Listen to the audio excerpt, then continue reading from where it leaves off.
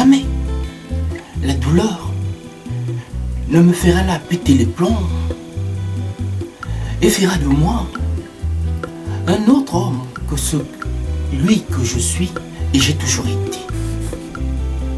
J'agirai toujours en mon âme et conscience, en toute connaissance de cause, tenant compte de ma tête, toujours à l'écoute de mon cœur. Exercice que certains déclinent si facilement au premier chant de sirène. Comment voulez-vous qu'on vous prenne au sérieux? Comment ne pas se donner là à cœur joie face à une telle adversité? Des antivaleurs qui jouent là, mais à la poupée russe, croyons là avoir trouvé la meilleure des ruses. Une fois de plus, voilà le propre de la bêtise qui s'exhibe sur la place publique. Une fois qu'ils sont pris la main dans le sac, aussitôt, ils créent d'autres sources de conflits pour nous détourner de ce dont on leur reproche et on leur accuse simplement pour les avoir pris la main dans le sac. Ils nous seraient là donc justifiés, se sentant acculés.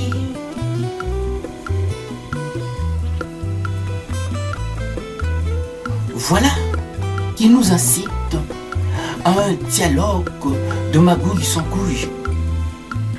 Juste une question de pérenniser là leur pouvoir avec ceux qui sans doute se limitent dans le temps pour pas que plus tard ne soit trop tard pour eux. Vous savez, ce combat est nôtre avant tout. Ce combat de la persécution qui trouble tant notre rythme cardiaque mérite d'être mis en avant. Oui, combat que d'aucuns confondent avec les percussions de la carnaval de Rio. Ne pas tenir compte de nos pertes en vie humaine serait tout simplement cracher là sur nos millions de morts. Donc, on ferait comme si rien ne s'était passé. Et nos larmes, dans ce cas, ne viendraient simplement des larmes de crocodile. En ai-je donc la tête? Comment vous prendre au sérieux? Comment voulez-vous que nous soyons en paix tant que ces âmes errent et ne trouvent pas leur paix? Simplement pourquoi? Parce que justice ne leur est pas encore rendue. Et dans ce cas, il n'y aura point de repos. Et la bêtise continuera toujours à se mettre en avant en spectacle. Cette bêtise des hommes qui justifie là le propre de notre combat, qui n'a qu'un seul but, donc un seul objectif, l'établissement d'un état de droit. Dans une république démocratique du Congo qui ne l'a que de nom. Ne crachons pas sur les mots. Ce pays est en état de non-droit. Il n'y a qu'à voir ce qui se passe. Un pays sous occupation étrangère qui justifie là notre seul objectif commun, qui a fait de nous des véritables forces de résistance à un régime qui s'accroche mordicus au pouvoir. Si ce pays est nôtre, sachez que nous ne nous laisserons pas faire. Dans la résistance,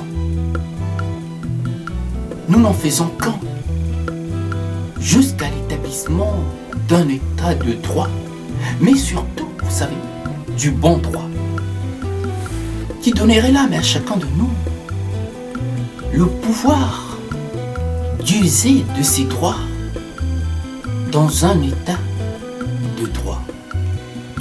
Vous savez, on nous a volé une partie de notre vie et une bonne partie de nos frères et sœurs, de nos parents, dans cette tragédie mais sans fin. Ce régime est la cause de notre perte, donc un mal non nécessaire au Congo. Il faut leur parler, mais dans quelle langue? Que le peuple n'en veut plus, que le peuple ne veut plus d'eux, c'est-à-dire de ce régime qui brille par sa barbarie, par son inefficacité à tout point de vue,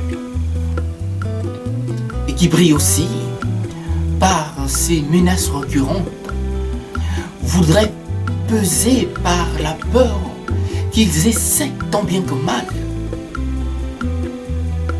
de nous imposer par la force des armes, qui en premier les désarme pour ne plus contrôler tout ce qu'ils font.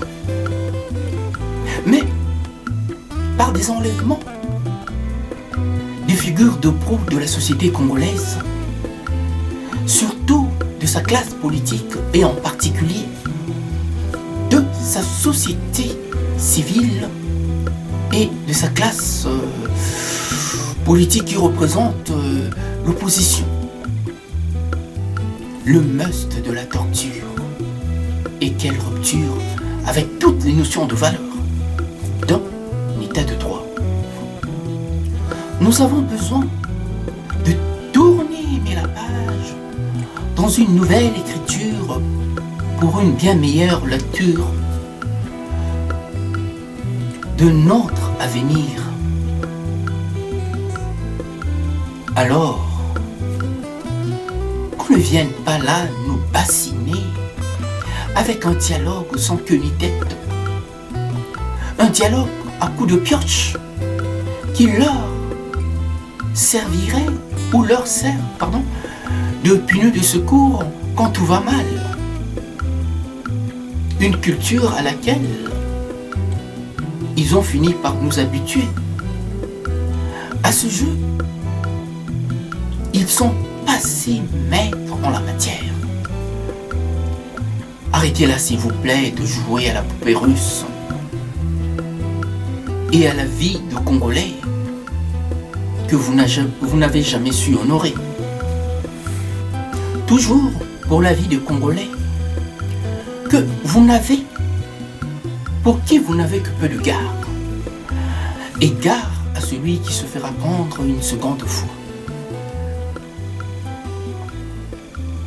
Vous n'allez pas me dire que la vue vous fait l'âme étant de fou, pour ne pas voir ce que tout le monde voit, pour ne pas voir ce que nous voyons et scandalise mais tout le monde, au point que tout le monde en parle. Vous n'allez pas me laisser croire que vous ne souffrez pas d'une certaine surdité pour ne pas entendre le ras-le-bol de tout un peuple, alors que vous êtes là à contrôler tous les médias matin, midi, soir d'une main de fer, avec des porte-paroles à tour de passe, un véritable griot en bonnet du forme, qui parfois détonne par leur outrecuidance, véritable forme olympique. À croire qu'ils s'en tireraient au bon compte au JO de je ne sais où. De quoi se demander si vous n'avez pas là, mais un sérieux problème qui relève simplement de la psychiatrie. Vous qui vous sentez visé par mes propos. À moins que vous ne soyez simplement et foncièrement mauvais pour ne pas voir ce dont on vous reproche. Que diable que je me trompe sur mes propos et sur mes analyses. J'en serai heureux et je serai le premier à le reconnaître. Ne m'en tenez pas trop rigueur, car ma douleur elle est profonde. Ne vous en tenez pas qu'à la forme de ce que je dis et de ce que j'avance, de prime abord bien sûr, mais plutôt tenez plus compte du fond de ce que je dis et de ce que j'avance, pour pas que vous ne perdiez là votre temps inutilement à vous morfondre, à vous confondre et voire à vous ronger les doigts alors que nous ne cherchons qu'à faire avancer là notre société et à servir au mieux notre peuple, au mieux de ses intérêts. Dans ce combat qui est le point culminant de notre réflexion qu'on ne saurait taire et surtout pas moi.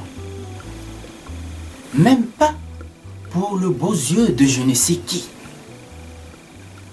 Nous avons à cœur le Congo. Et ce combat est nôtre.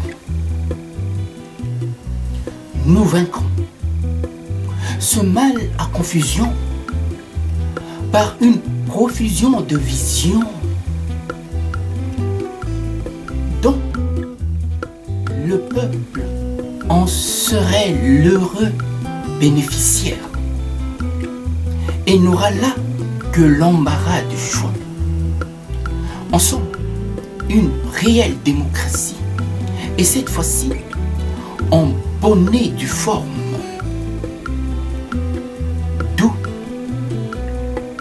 cette forme que je manifeste avec autant d'ardeur. À bon entendeur, salut.